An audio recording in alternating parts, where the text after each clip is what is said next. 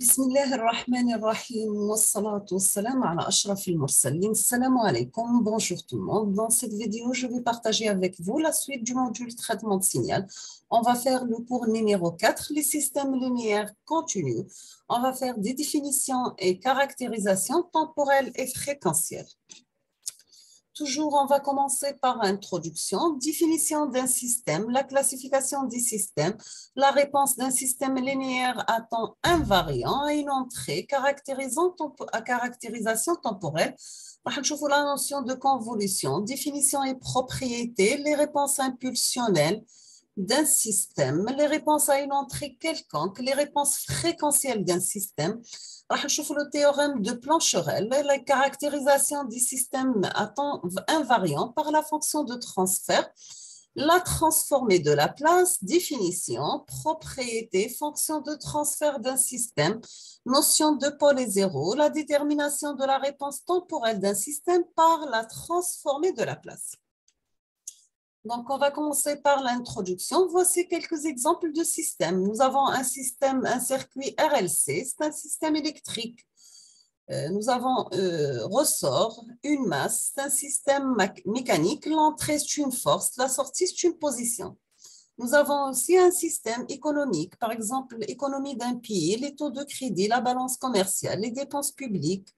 Et les sorties, c'est bien les chômages et l'inflation.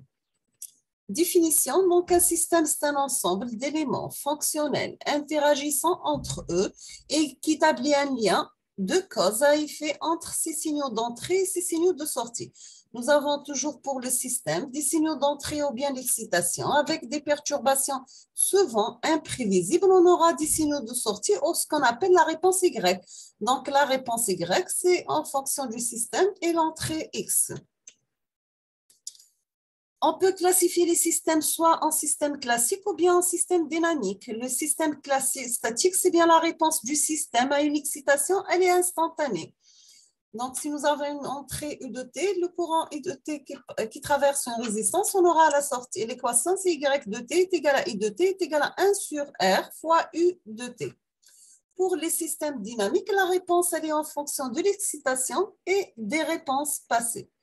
Donc, pour ce circuit RC, nous avons U de T est égal à la tension d'entrée, c'est V de T, plus la valeur de la résistance fois le courant.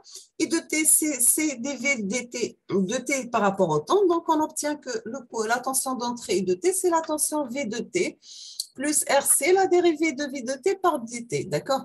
Donc, sachant que RC, la dérivée première de Y de T plus Y de T est égale à U de T et Y de T, c'est la tension aux bornes du condensateur. Nous avons aussi, on peut classifier les systèmes aussi au système monovariable ou bien multivariable. Monovariable, c'est-à-dire ce sont des systèmes à une entrée et une sortie. Multivariable, c'est le nombre d'entrées plus le nombre de sorties doit être supérieur à 2. On peut classifier les systèmes suivant linéarité. Si nous avons x de t est égal à a1, x1 de t plus a2, x2 de t, on aura la sortie y de t est égal à a1, s de x1 plus a2, s de x2. La causalité, c'est que la réponse du système ne peut pas se produire avant l'excitation qui l'engendre. Donc, on obtient comme conséquence, c'est x de t égale à 0 pour t négatif, donc y de t égale à, en fonction de x de t égale à 0 pour t négatif. On passe l'invariance temporelle. Si nous avons un décalage temporel en entrée, il induit le même décalage en sortie, c'est-à-dire la réponse du système, elle est invariante par translation dans le temps. Le système est dit alors invariant. Si nous avons la sortie y de t en fonction de x de t, on obtient la même chose, y de t moins t0 en fonction de x de t moins t0. On passe la stabilité. Nous avons un système, il est stable. Si en réponse à une entrée bornée, sa sortie sera bornée. Donc, il existe m de x, nous avons x de t en valeur absolue compris entre m de x et m de x. Donc, y de t, ça sera compris entre m de x et m de y. La faute, c'est m de y, d'accord? Donc, le système qui est perturbé revient à son état initial après disparition de la perturbation. Donc, voici un exemple d'un système qui est stable, instable, pardon, et ici, c'est un système qui est stable. On passe à quelques exemples. Nous avons la téchémètre. L'entrée, c'est la vitesse d'un véhicule V de t. La sortie, c'est la position angulaire de l'aiguille θ de t. Les propriétés linéaires, causales et invariants. Exemple de système non linéaire, c'est la hauteur d'une vague en fonction du vent. Non causal, c'est le retour vers le futur. Le invariant, nous avons y de t égale à tx de t par mètre. Le tarif dépend de l'heure. Dans la suite, on étudiera les systèmes monovariables, continus, linéaires à temps invariant, ce qu'on appelle les systèmes LTI. Les caractérisations d'un système linéaire à temps invariant, c'est bien la relation entrée-sortie. La plus courante, c'est l'équation différentielle linéaire à coefficient constant. Donc, nous avons A de n, y de n de t, plus jusqu'à A1, y1 de t, plus A0, y de t, qui est égal à Bm, xm de t, plus jusqu'à l'arrivée de B1, x1 de t, plus B0, x de t. Donc, y de et c'est la dérivée em de y de t par rapport à t à la puissance i, donc c'est la dérivée d'ordre i. Quelles sont les caractérisations complètes du système? Par la connaissance des coefficients. Si nous avons une sortie y de t calculable par la connaissance de x de t, nous avons un exemple d'un circuit RLC, la tension d'entrée U de t, nous avons un courant I de t qui traverse la résistance, la bobine et le condensateur, et la tension VC, elle est aux bornes du condensateur. Donc, l'entrée du système X de t, c'est la tension d'entrée U de t. La sortie du système Y de t, c'est la tension aux bornes du condensateur. Quelle est la loi de l'électricité? C'est bien, nous avons la résistance fois le courant I de t est égal à la bobine par la dérivée de I de t plus VC de t est égal à U de t. I de t, c'est par la dérivée de VC par rapport à t. Donc, on obtient que LC, la dérivée seconde de VC par rapport à t, plus RC, la dérivée première de RC par rapport à t, plus VC de t est égal à U de t. Donc, maintenant, toujours avec la caractérisation d'un système linéaire à temps invariant, on va voir la réponse impulsionnelle. Nous avons que la réponse impulsionnelle d'un système, c'est la réponse à une entrée sous forme d'impulsion Dirac.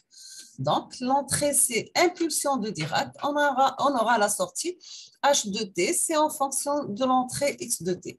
Quel est l'avantage de la réponse impulsionnelle? C'est bien, c'est une caractérisation complète du système. Donc, elle permet de calculer la sortie du système linéaire à temps invariant pour d'autres signaux d'entrée. Donc, comment calculer la sortie du système avec un signal d'entrée quelconque à partir de la réponse impulsionnelle? Ici, on doit savoir la notion de convolution. La notion de convolution, par définition, on appelle produit de convolution de deux signaux f de t et g de t, ce qu'on note f étoile g, l'expression f de t convolue avec g de t qui est égale à l'intégrale qui varie de moins l'infini à plus l'infini de f de taux par g de t moins taux des taux. Donc, ça ressemble beaucoup à une corrélation. Donc, nous avons un rappel pour la corrélation entre fg de taux, c'est l'intégrale de moins l'infini à plus l'infini de f de t par g de t moins taux dt. Donc, pour la convolution, un des signaux, il est inversé. Toujours avec la notion de convolution, on va voir le cas de signaux causaux. Nous avons f de t égale à 0, donc automatiquement, g de t égale à 0 pour t négative. La convolution devient f de t convolue avec g de t, c'est l'intégrale de 0 à l'infini de f de taux par g de t moins taux des taux. Nous avons un exemple. Si on vous demande de calculer le produit de convolution de deux signaux, f de t qui est égal à grand A pour t compris entre t1 et t2, et g de t égale à exponentielle moins a par l'échelon u de t, a est positif. Donc, on va poser z de t égale à f de t convolué avec g de t. On obtient z de t, c'est l'intégrale de moins l'infini à plus l'infini de f de taux par g de t moins taux des taux. Z de t, c'est l'intégrale de moins l'infini à plus l'infini de f de taux par exponentielle moins a t moins taux par l'échelon de t moins taux des taux. Donc, on obtient, c'est une intégrale entre 0 et t de f de taux par exponentielle moins a t moins taux des taux. Car l'échelon de t moins taux différent à 0 pour taux inférieur à t. On distingue trois cas. Premièrement, pour t inférieur à t1, donc on obtient f de taux égale à 0. Automatiquement, le produit de convolution, il est nul. Deuxième cas, pour t compris entre T1 et T2, nous avons le produit de convolution, c'est l'intégrale entre T1 et T de grand A par exponentielle moins A, T moins taux des taux. Donc, on trouve Z de T qui est égal à grand A sur petit a de 1 moins exponentielle moins A de T moins T1. Troisième cas, pour T supérieur à T2, Z de T égale à l'intégrale entre T1 et T2 de grand A exponentielle moins A, T moins taux des taux. Donc, on obtient Z de T est égal à grand A exponentielle moins AT sur petit a fois exponentielle AT2 moins exponentielle moins AT1. Finalement, on obtient Z de T, elle est de cette forme, donc c'est le signal pointillé. Quelles sont les propriétés de la convolution? C'est bien, elle est commutative, c'est-à-dire f de t convolué avec g de t est égal à g de t convolué avec f de t. Elle est associative, c'est-à-dire e de t convolué avec f de t convolué avec g de t qui est égal e de t convolué le résultat de la convolution entre g de t et f de t qui est égal à le résultat de e de t convolué avec g de t. Le résultat, il est convolué avec g de t. Elle est distributive par rapport à l'addition. Donc, nous avons E de t convolué avec F de t plus G de t égale E de t convolué avec F de t plus E de t convolué avec G de t. Nous avons aussi l'élément neutre du produit de convolution, c'est l'impulsion de Dirac. F de t convolué avec Dirac de t est égal à F de t. Nous avons aussi une translation temporelle, c'est la convolution avec un Dirac retardé, c'est-à-dire f de t convolué avec Dirac de t moins t0 égale à f de t moins t0. Donc, toujours avec les propriétés, nous avons la convolution avec un peigne de Dirac. La convolution avec un Dirac retardé, il est linéaire, on aura la somme suivante.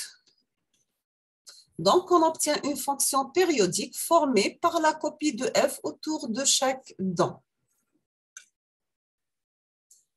On va s'arrêter ici pour cette partie. On va terminer la suite dans la prochaine vidéo. Donc, je vous remercie infiniment pour votre attention et à la prochaine vidéo.